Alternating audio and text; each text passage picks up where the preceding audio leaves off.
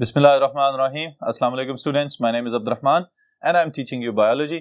Students, इस session में हम एक छोटा सा टॉपिक है अल्टरनेशन ऑफ जनरेशंस, इसको स्टडी करेंगे। इंपॉर्टेंट है लॉन्ग क्वेश्चन के लिहाज से, और इसके साथ एक छोटा सा शॉर्ट क्वेश्चन अटैच्ड है अबाउट इट्स सिग्निफिकेंस। तो डिटेल्स बोर्ड पे देखते हैं। Alright students, the topic is alternation of generations. All right. अब स्टूडेंट्स जरा रिवाइज कर लें। How many groups of bryophytes we have studied until now. Okay, अभी तक हम 3 ग्रुप्स आपके सिलेबस में जो शामिल हैं वो पढ़ के आ चुके में हैं। The first group they were liverworts, hepaticopsids. Second group bryopsida, मसाए या मॉसेस जिनको हमने कहा, और third group they were hornworts and anthocerotopsida. Okay, अब इन तीनों ग्रुप्स के अंदर एक कॉमन फीचर था and there was alternation of generation. अब चूंकि ये सवाल आपको बोर्ड के एग्जाम में अलहदा से भी पूछा जा सकता है लॉन्ग क्वेश्चन के लिहाज से, तो इस वजह से हम इसको आज सेपरेट करके डिस्कस करने जा रहे हैं। ओके, और फिर इसके साथ एक इंपॉर्टेंट शॉर्ट क्वेश्चन है, that is about the significance of alternation of generation, कि अहमियत क्या है इस प्रोसेस की, तो इसको भी हम अलहदा से शॉर्ट क्वेश्चन के लिहाज से डिस्कस करेंगे। ओके, तो अब स्टूडेंट सबसे पहला सवाल हमारे ज़हन में ये आना चाहिए कि इस टॉपिक को याद किस तरह से रखा जाए। तो उसके लिए मैं आपको एक शॉर्टकट वे बताऊंगा कि आप आसानी से इसको याद कर सकें। ऑलराइट, और ये क्या है कि पहले हम सारे के सारी स्टेजेस एक लाइफ साइकिल में जो शामिल हैं ब्रायोफाइट्स के अंदर, उन सबको एनलिस्ट करते हैं और फिर इसके बाद इनकी डिस्कशन करेंगे, और साथ ही फिर मैं आपको बताऊंगा कि आपने ये लाइफ साइकिल ड्रॉ किस तरह से करना है। ओके, तो यहां पे आगाज कर रहे हैं एक नई टर्म के साथ, दैट इज नोन एज डिप्लोहैप्लॉन्टिक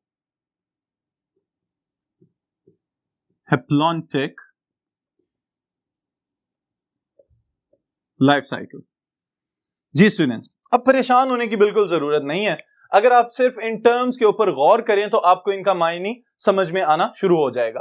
वो किस तरह से कि जो इस टर्म का पहला हिस्सा है diplo, that has been derived from diploid, और जो इसका दूसरा हिस्सा है that has been derived from haploid. Alright, इसका मतलब ये है कि ये जो हम alternation of generations का साइकिल डिस्कस करेंगे, इसमें 2 generations की इन्वॉल्वमेंट है। एक जनरेशन डिप्लॉयड होगी with the 2n double set of chromosomes, और दूसरी जनरेशन जो है it will be haploid, that is represented by single n, जिसका मतलब ये होता है कि इसके पास 1 set of chromosomes मौजूद है। Alright, तो डिप्लोहैप्लॉन्टिक या हैप्लोडिप्लॉन्टिक दोनों अंदाज में आप इसको लिख सकते हैं। इसका मतलब यह होगा the whole life cycle is completed by 2 phases in which one phase is haploid and the second phase will be diploid. Alright students, फिर उसके बाद अगर हम इन दोनों फेजेस की बात करें तो मैं यहां पे आगाज करता हूं पहले गेमिटोफाइट के साथ। नाउ गेमिटोफाइट जनरेशन, ये तो आप सबको याद होना चाहिए, this is the predominant conspicuous generation. Alright, ये वो जनरेशन है जो आपको नजर आ रही है, यानी कि अगर ब्रायोफाइट्स का कोई पौधा आपको नजर आ रहा है तो इसका मतलब ये है कि असल में आपको उसका गेमिटोफिटिक फेज जो है वो ज्यादा प्रोमिनेंट नजर आएगा, क्योंकि जो थैलस है, जो वेजिटेटिव बॉडी है, वो ग्रीन कलर की है, और ग्रीन कलर होने का मतलब यह है कि ये इंडिपेंडेंट स्टेज है, और independent stage is the gametophyte stage. Alright, तो इसके साथ हम ये मेंशन कर लेते हैं, this is the haploid generation. Alright, that is represented by a single N. फिर उसके बाद स्टूडेंट्स याद रखिएगा, this is the dominant phase. Alright, dominant का मतलब गालिब। ओके, और इसके लिए एक और टर्म यूज हो रही है, कंस्पिक्यूअस। ऑलराइट, कंस्पिक्यूअस का मतलब होगा कि नुमायां स्टेज, वो स्टेज जो आपको नुमायां तौर पे नजर आ रही है। ओके, फिर उसके बाद इसके जो रिप्रोडक्टिव स्ट्रक्चर्स हैं, अगर हम उनकी बात करें तो रिप्रोडक्टिव स्ट्रक्चर्स के लिए एक कॉमन टर्म मैंने आपको बताई थी, दैट वाज गेमिटेंजिया। ओके, और यहां पे जो गेमीट प्रोड्यूसिंग स्ट्रक्चर्स अलग-अलग से मेल और फीमेल गेमिटोफाइट्स में प्रोड्यूस होंगे, they are what? Antheridia. Alright, antheridia are the male reproductive structures. Okay, और याद रखने वाली बात यह है कि गेमिटोफाइट जनरेशन खुद क्या है? हैप्लॉइड। तो antheridia they are produced by mitosis, और माइटोसिस की खसूसियत ये है कि the number of chromosomes remains the same. तो इसका मतलब ये एक जनरेशन गेमिटोफाइट है, तो इसमें जो गेमिटोफाइट रिप्रोड्यूसिंग स्ट्रक्चर्स पैदा हो रहे हैं दे आर आल्सो हैप्लॉइड। तो इसका मतलब ये है antheridia they are also haploid, okay. और एंथेरिडिया को हम अगर डिफाइन करना चाहें तो हम कह सकते हैं they are the male reproductive organs और स्ट्रक्चर्स। ऑलराइट स्टूडेंट्स, फिर इसी के साथ अगर मेल एंथेरिडिया है तो what is the name of the female reproductive structures? They are archegonia.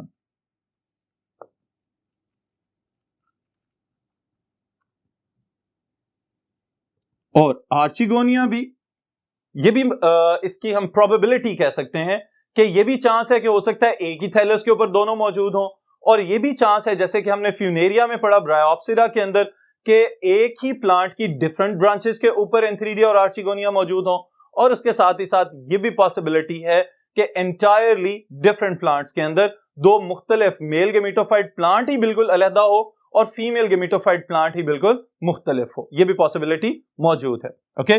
तो archegonia they are also haploid, okay. और इनको अगर हम डिफाइन करना चाहें तो we can say they are the female reproductive organs. Alright, तो इसका मतलब ये है कि अगर रिप्रोडक्टिव ऑर्गन्स डिफरेंट हैं तो इनके अंदर पैदा होने वाले reproductive cells they should also be different. लेकिन स्टूडेंट्स याद रखिएगा कि यहां पे ह्यूमंस के साथ इनको कंपेयर नहीं कर सकते हम, इवन के जो हायर प्लांट्स हैं उनके साथ भी कंपेयर नहीं कर सकते। क्यों कंपेयर नहीं कर सकते? क्योंकि ह्यूमंस वाले केस में the body is diploid and sperms and eggs they are produced by meiosis, okay. वहां पे रिडक्शन डिवीजन हो रही है और उसके बाद फिर फर्दर गेमीट्स प्रोड्यूस किए जाते हैं। लेकिन यहां पे याद रखने वाली चीज ये है गेमिटोफाइट इटसेल्फ इज हैप्लॉइड। अगर गेमिटोफाइट खुद ही हैप्लॉइड है तो इसका मतलब ये है कि उसके जो गेमीट्स अगर हैप्लॉइड बनाने हैं तो माइटोसिस की जाएगी, यानी कि वो वाली सेल डिवीजन जिसमें chromosome number it should remain same as it was present in the vegetative body. Alright, तो ये चीज हम यहां पे लिख लें। The antheridia they produce spermatozoids or antherozoids. All right, spermatozoids और antherozoids एक ही स्ट्रक्चर के दो नाम हैं and they are generally known as sperms. Okay, और sperms के साथ में ये जुमला लिख रहा हूं, they are produced by mitosis and are N for haploid. All right students, तो एंथेरोजॉइड्स या स्पर्म्स माइटोसिस के जरिए पैदा हो रहे हैं and they are haploid, okay. फिर इसी तरह अगर फीमेल रिप्रोडक्टिव स्ट्रक्चर्स में पैदा होने वाले गेमीट्स की बात करें तो दे आर एग्स। ऑलराइट, अब यहां पे एक अहम बात मैं आपको बताता चलूं कि एक ही गेमिटोफाइट के ऊपर क्लस्टर्स में आर्चिगोनिया भी मौजूद हो सकते हैं, ओके। और ये बात आपको ऑब्जेक्टिव के लिहाज से मैं बताता चलूं कि एंथेरिडिया हो या आर्चिगोनिया हो, जब कभी भी क्लस्टर्स की फॉर्म में मौजूद होंगे तो इनके दरमियान में स्टीराइल हेयर्स मौजूद होते हैं and these sterile hairs are known as paraphyses. Alright, तो ये आपके लिए एक मल्टीपल चॉइस क्वेश्चन स्टेटमेंट है। फिर एग जो है it is also haploid, alright, and it is also produced by mitosis. All right students, अब अगर एंथेरिडिया में एंथेरोजॉइड्स प्रोड्यूस हो रहे हैं, आर्चिगोनिया में एग पैदा हो रहा है, तो इनका अगला स्टेप क्या होना चाहिए? That should be the fusion of the gametes. और जैसे ही गेमीट्स फ्यूज करेंगे तो उस प्रोसेस को हम कहेंगे फर्टिलाइजेशन। फर्टिलाइजेशन होने के बाद जो एक डिप्लॉयड स्ट्रक्चर हमारे सामने आएगा that is usually known as zygote. लेकिन यहां पे हम इसका एक और नाम रख रहे हैं और इसको मैं अलहदा से नई जो जनरेशन स्टार्ट होगी उसका आगाज कहूंगा कि यहां से डिप्लॉयड जनरेशन का आगाज होने लगा है।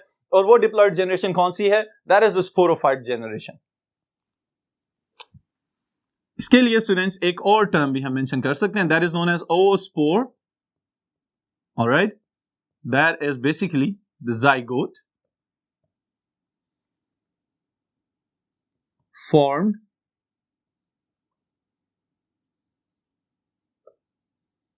by fusion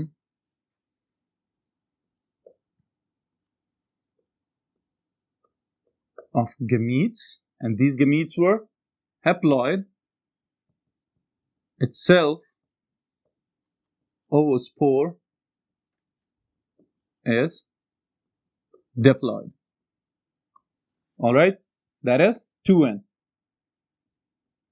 यहां पे एक मल्टीपल चॉइस क्वेश्चन स्टेटमेंट मैं आपको बता दूं, and that is what oospore or the zygote is the beginning of the diploid generation, that is a sporophyte generation. Alright, फिर इसके बाद क्या होगा स्टूडेंट्स कि इसकी फर्दर ग्रोथ और जर्मिनेशन का प्रोसेस चलता जाएगा और हमारे पास अगली जनरेशन आ जाएगी, that is the sporophyte generation.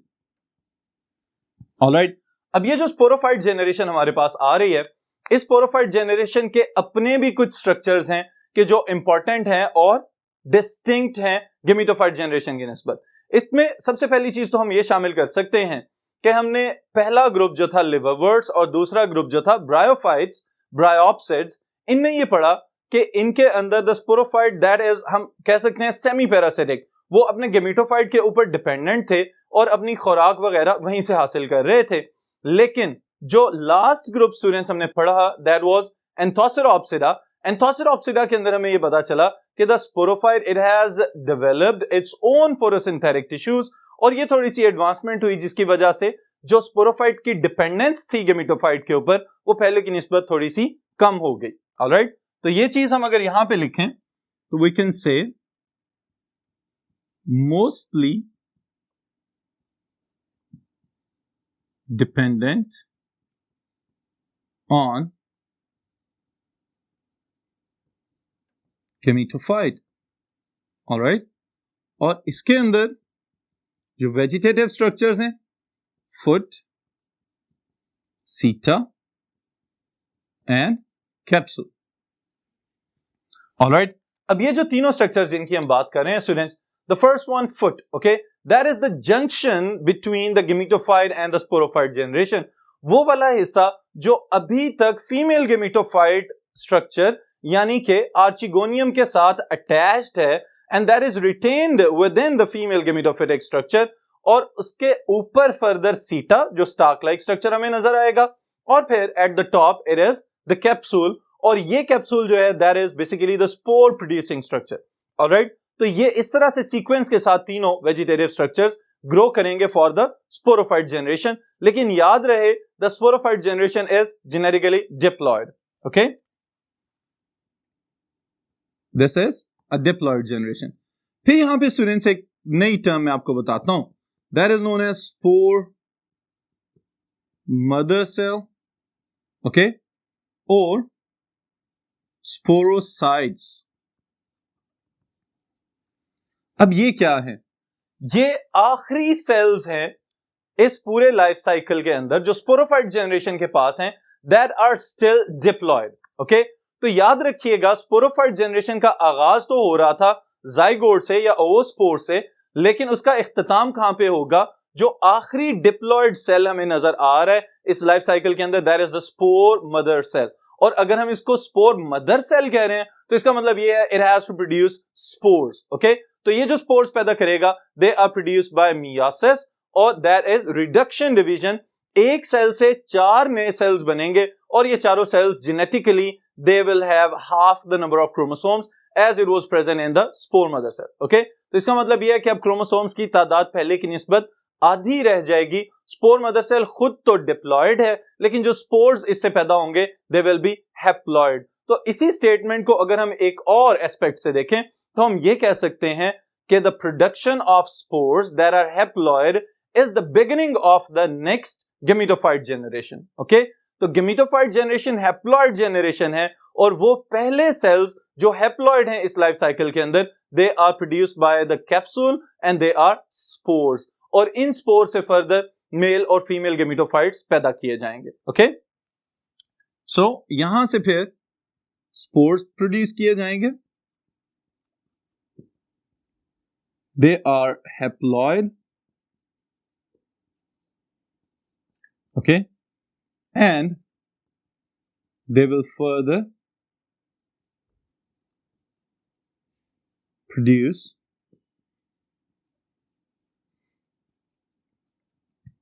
the gametophyte generation. Alright students, अब स्पोर्स जैसे ही किसी सुटेबल जगह के ऊपर सुटेबल सबस्ट्रेट पे गिरेंगे वहां से फिर जर्मिनेट करना शुरू होंगे और इनकी जर्मिनेशन के लिए एक और इंपॉर्टेंट शॉर्ट क्वेश्चन भी है और मल्टीपल चॉइस क्वेश्चन स्टेटमेंट भी बन सकती है। वो क्या है कि when the spores of the bryophytes they land on a suitable habitat they grow in an alga like filamentous structure. Okay, और उस एल्गा लाइक फिलामेंटस स्ट्रक्चर को हम क्या कहते हैं? That is protonema.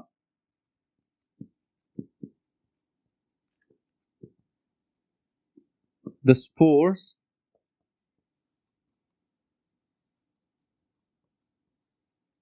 germinate into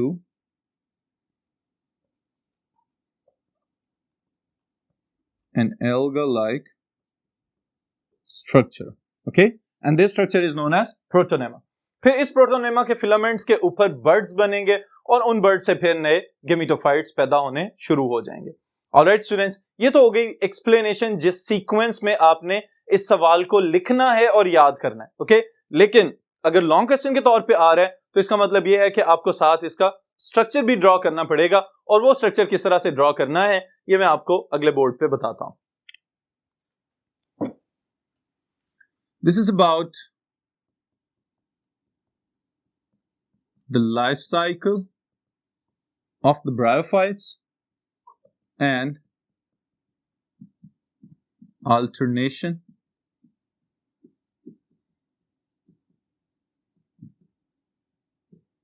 of generations. All right. अब students, आपके याद रखने के लिहाज से मैं आपको ये बता रहा हूं कि आपकी आसानी के लिए हम इसको स्टार्ट कर रहे हैं from the haploid dominant generation, and this haploid dominant generation is what? This is gametophyte.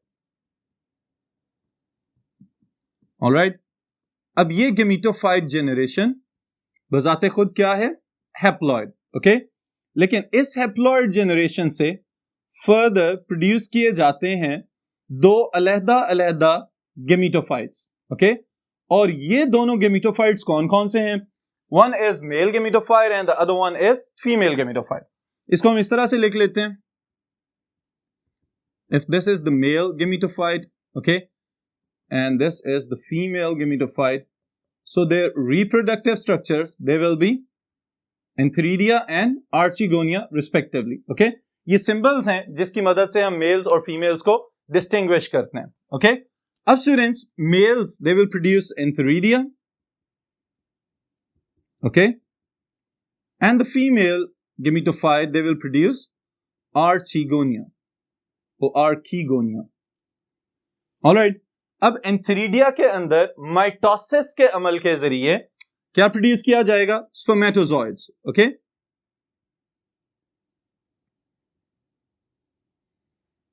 और इसी तरह आर्चिगोनिया से क्या प्रोड्यूस किया जाएगा? एग। इसको मैं यहां पे एंथीरोजोइड्स, ऑलराइट, या फिर स्पर्म्स की फॉर्म में मेंशन कर रहा हूं।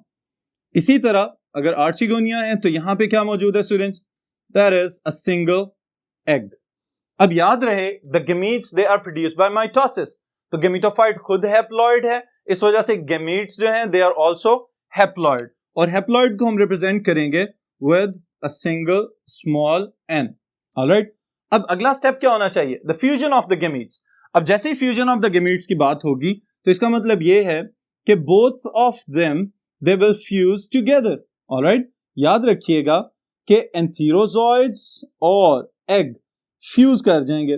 अब यहां पे स्टूडेंट्स एक और बात मैं आपको रिमाइंड करवाता चलूं कि the antherozoids they are attracted towards the archegonia because the archegonia they produce an attractant. वो खुद से अट्रैक्ट करते हैं उन बायफ्लैजिलेटेड एंथीरोजोइड्स को कि जो रेन स्प्लैशेस की वजह से या पानी में मौजूद होने की वजह से एंथेरिडिया के अंदर पानी का प्रेशर बनता है और फिर ये एकदम बर्स्ट अप होते हैं और उनमें से एंथीरोजोइड्स या स्पर्म्स रिलीज हो जाते हैं।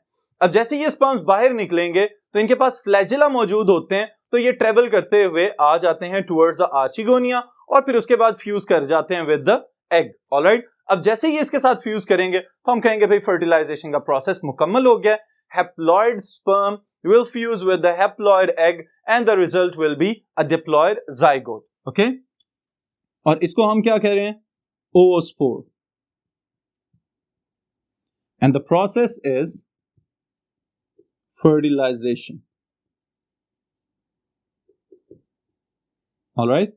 And this is the diploid beginning of the next generation. उसके बाद the oospore, it germinates and grows into a bigger plant-like structure that is the sporophyte. Okay? अब ये जो sporophyte generation यहां पे बनी है स्टूडेंट्स, इसके मेन कंपोनेंट्स कौन कौन से हैं? Foot, seta and capsule. और फिर इसके अंदर जो मेन हमारे पास रिप्रोडक्शन के लिहाज से लाइफ साइकिल को कंप्लीट करने के लिए स्ट्रक्चर बन रहा है, that is the capsule. Alright, और स्पोरोफाइट जनरेशन खुद डिप्लॉयड है। ओके, तो कैप्सूल के जो वेजिटेटिव स्ट्रक्चर्स हैं सबके सब, जो सेल्स इसके हमें नजर आ रहे हैं, जो लेयर्स वगैरह बना रहे हैं, वो सबके सब तो डिप्लॉयड होंगे, लेकिन जो स्पोर मदर सेल्स हैं they are diploid and they have to undergo meiosis right now. अब जैसे ही मियोसिस होगी तो एक स्पोर मदर सेल से 4 स्पोर्स बनेंगे और उन स्पोर्स को फर्दर डिस्पर्स कर दिया जाएगा। अब फिर अगर हम इसको फर्दर याद रखना चाहें तो हम कह सकते हैं from the capsule the spores are produced. Alright, और इन स्पोर्स की जो जर्मिनेशन होगी that will be in the form of protonema. Okay, वो उसी तरह फिलामेंटस स्ट्रक्चर्स बनाएंगे और फिर उन फिलामेंट से फर्दर अगली गेमेटोफाइट जनरेशन जो है उसका आगाज हो जाएगा and the life cycle it will go on. Alright students, अब आपकी याद दहानी के लिए मैं यहां पे मेंशन कर रहा हूं कि कौन से स्टेप के ऊपर किस तरह की सेल डिवीजन हो रही है, क्योंकि ये आपको एमसीक्यूज में पूछा जा सकता है। Okay, now the antheridia they will form antherozoids and the egg by mitosis. इसकी वजह अब तक तो आपको याद हो जानी चाहिए, because Antheridia and Archegonia they themselves are haploid, that's why they have to produce the enterozoids and egg by the process of mitosis. Okay, और फिर उसके बाद जब oospore से स्पोरोफाइट बन रहा है तो यहां पे माइटोसिस चल रही है। ओके, स्पोरोफाइट के अंदर जितनी भी ग्रोथ चल रही है वो सारी की सारी माइटोसिस के अमल के जरिए होगी, और फिर उसके बाद जब कैप्सूल से फर्दर स्पोर्स की प्रोडक्शन होगी तो यहां पे रिडक्शन डिवीजन हो जानी चाहिए, that is meiosis or it is sometimes also known as meiosis. Okay, तो ये स्टूडेंट्स हमारा सारे का सारा लाइफ साइकिल है ब्रायोफाइट्स का, जिसको कंप्लीट किया जाता है by 2 generations. One is haploid generation and the other one is diploid generation. That's why this is known as haplodiplontic life cycle or diplohaplontic life cycle. Alright, फिर उसके बाद जो इसके साथ हमने एक शॉर्ट क्वेश्चन ऐड करना है, that is about the significance of alternation of generations. अब याद रखें कि इसी लाइफ साइकिल को अगर हम देखें स्टूडेंट्स तो स्पोरोफाइट के अंदर कैप्सूल की फॉर्मेशन के बाद जो सेल डिवीजन हो रही है that is for the spore formation and cell division is meiosis. Meiosis के अंदर एक काम ये होता है कि जो जीन्स हैं उनको रीशफल कर दिया जाता है, उनका तबादला कर दिया जाता है बिटवीन डिफरेंट क्रोमोसोम्स। अब अगर तो इनका तबादला किया जा रहा है तो इसका मतलब ये है कि अच्छे जीन्स जो हैं उनको हमेशा अडॉप्ट किया जाता है, उनको अपने पास रिटेन करके रखा जाता है। स्पोर्स जैसे जमीन के ऊपर गिरेंगे इनसे फर्दर क्या बनेंगे? गेमेटोफाइट्स। जिन गेमेटोफाइट्स के पास सक्सेसफुल जीन्स मौजूद होंगे वो तो सरवाइव करेंगे और रेजिस्ट करेंगे against the environmental disastrous conditions. लेकिन दूसरी तरफ अगर किसी गेमेटोफाइट के पास कुछ वीक जीन्स मौजूद हैं तो वो आहिस्ता आहिस्ता खुद ही गेमेटोफाइट खत्म होता चला जाएगा। तो बाकी ऑर्गेनिजम्स की तरह जैसे एनिमल्स हैं या माइक्रो ऑर्गेनिजम्स हैं, प्लांट्स के अंदर ब्रायोफाइट्स और इवन के higher plants they are also adapting day by day. हर दिन गुजरने के साथ इनके अंदर भी जेनेटिकली भी एवोल्यूशन को कहीं ना कहीं सपोर्ट किया जा रहा होता है कि जितने रेजिस्टेंट जीन्स होंगे उतना वो ऑर्गेनिज्म सक्सेसफुल होता चला जाएगा। अब इसी लिहाज से ये काम तो स्पोरोफाइट कर रहा है, तो आपके ज़हन में ये बात भी आनी चाहिए कि क्या गेमेटोफाइट फर्टिलाइजेशन के टाइम या गेमेटोजेनेसिस के टाइम गेमीट बनाने के वक्त उसके अंदर भी कोई रीशफलिंग ऑफ जीन्स का प्रोसेस हो रहा है? तो दैट इज नो। ऑलराइट, यहां पे ऐसा कोई अमल नहीं होता क्योंकि the gametes they are produced by mitosis, और माइटोसिस में जो नॉर्मल लिविंग ऑर्गेनिजम्स के अंदर सेल डिवीजन चल रही है वहां पे किसी किस्म की रीशफलिंग और कोई भी रिकम्बिनेशन का अमल नहीं होता। तो इस वजह से गमीटोफाइट जनरेशन खुद जो बन रही है स्पोरोफाइट से, उसके अंदर हर आने वाली जनरेशन में नए जीन्स होंगे, लेकिन जो gametophyte further spore producing generation पैदा कर रही है उसमें कभी भी कोई जेनेटिक चेंज हमें नजर नहीं आएगी। ऑलराइट स्टूडेंट्स, तो इस सेशन को यहीं पे खत्म करते हैं। इसको याद रखिएगा, लॉन्ग क्वेश्चन के पॉइंट ऑफ व्यू से अगर आ जाए तो आप सिग्निफिकेंस इसके साथ मिला के लिख दें, लेकिन अगर अलहदा से पूछ लिया जाता है खाली सिग्निफिकेंस तो आप 3 या कम से कम 4 पॉइंट्स जो हैं इसके साथ मेंशन कर दें, तो इंशाल्लाह ताला it will be a full short question. फिर इंशाल्लाह ताला मुलाकात होगी नेक्स्ट सेशन में नेक्स्ट टॉपिक के साथ।